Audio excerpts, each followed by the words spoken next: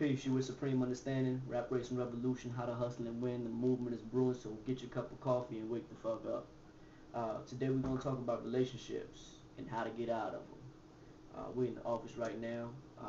Had a moment to think, and I just didn't want to do this while I was driving because I wanted to have a chance to really map this out for you because it's a critical issue. So I figured I would take my time and sit down and walk us through this because for a variety of reasons, there's a lot of us in, toxic, unhealthy, parasitic, problematic, dysfunctional, fucked up relationships that we just can't get out of.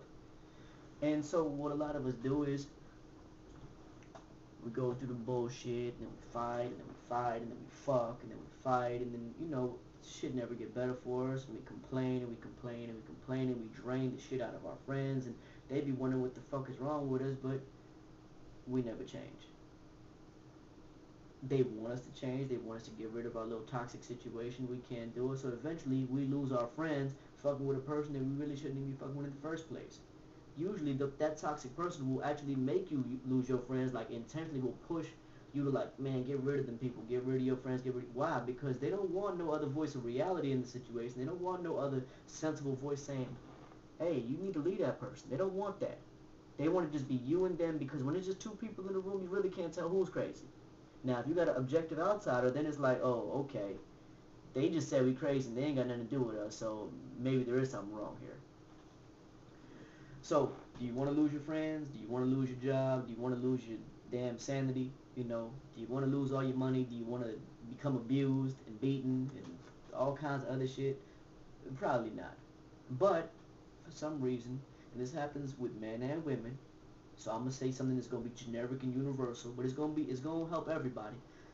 But for some reason, men and women can't get out of them relationships. Women be in abusive relationships, they getting beat on. You see the news, and they can't get out. They just keep going back.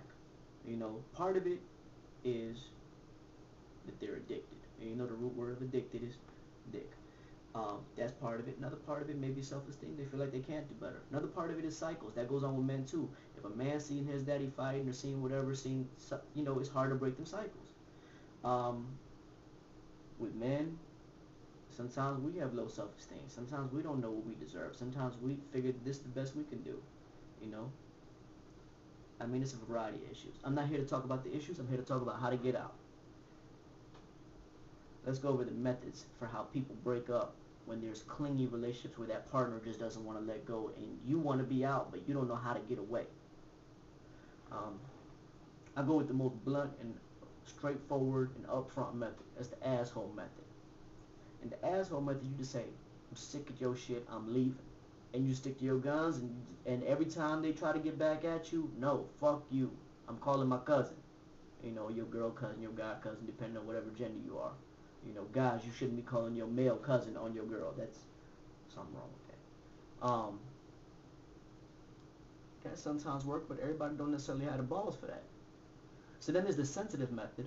For those of you that do not have the necessary, what's the word? The degree of tactlessness that I have to just say whatever the fuck I want to say and not really think about what anybody's going to think about it. Just, fortunately, a lot of the shit I be saying be make some sense. Fortunately. And what if I was just a fucking idiot? Then I'd just be an asshole and an idiot, and there's nothing worse than that. So here's a sensitive method for those of you that are more gentle and tender and just want to spare other people's feelings. Or maybe just scared. You gently say, hey, I want to have some time apart. I want to think about things. I want to process things a little bit better, or I think I might have rushed into this, or this doesn't really feel right, You might want to hold their hand, pet their hand while you're telling them all this, And that may work. Usually it don't really work if you got a fucked up mate. Because when somebody's just fucked up like that should just sound like, wah, wah, wah, wah, wah, wah. And they just waiting for the next time that y'all can fuck. Or whatever it is that is the fuel for your relationship. Because everybody's relationship don't thrive off of sex. Some people go off of, another person just making them feel important. Or another person just being there for them on everything. Or somebody that just believe in their lies. You might be the only person that believe in your partner's lies. Or at least they think they do, that you do.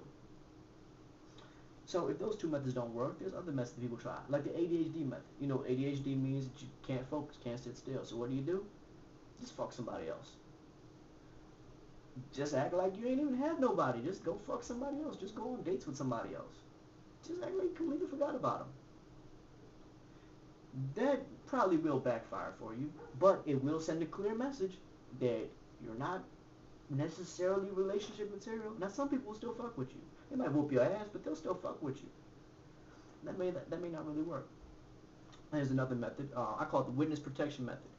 And you know, the witness protection program, basically the way this method works is just like the program. You just stop calling. You just disappear. You just don't take their calls. Don't call them back. Change your number.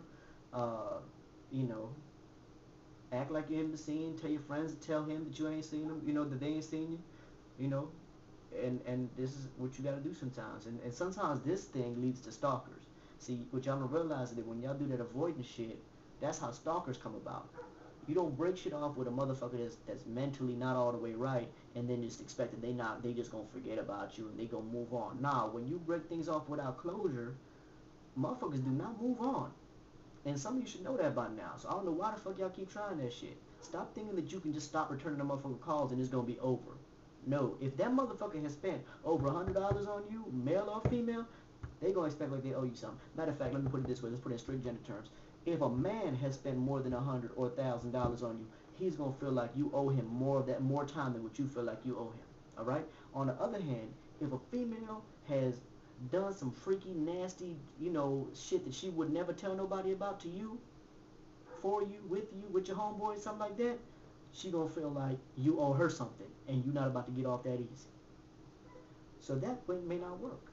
Now, if you want to avoid stalkers, you want to avoid drama, you want to avoid an ass whooping, you want to avoid the constant drama of going back to a person that treats you like shit, I suggest the how to hustle and win method. Now, what's that mean? See, how to hustle and win is all about change, right?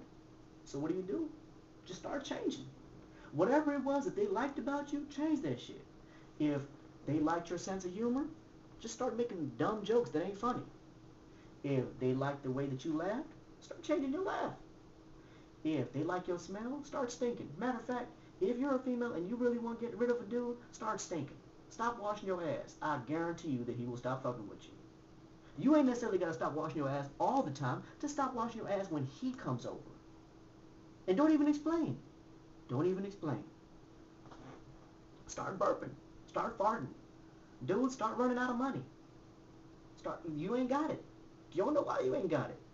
Whatever it is that they like, do something. Now, don't do it all at once. Change it bit by bit by bit, because that way a person will feel like you're trying to play a game on them.